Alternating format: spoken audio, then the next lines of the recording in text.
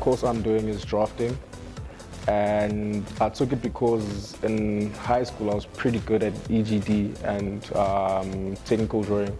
So I just thought, hey man, might as well. I'd describe my personality as unorthodox. I believe that there's nothing I can't do. Like, I've always been that kid in everything I did, whether it was sports in high school or not so much into academics, but whichever subjects I was good at, I'd always want to be like the best or one of the best.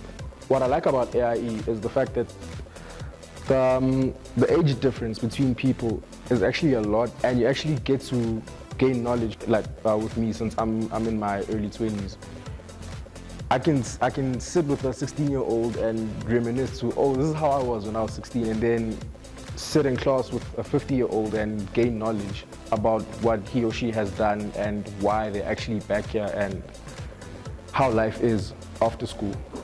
If SA was a person, I'd tell South Africa to chill out. South Africa needs to chill out. Yeah.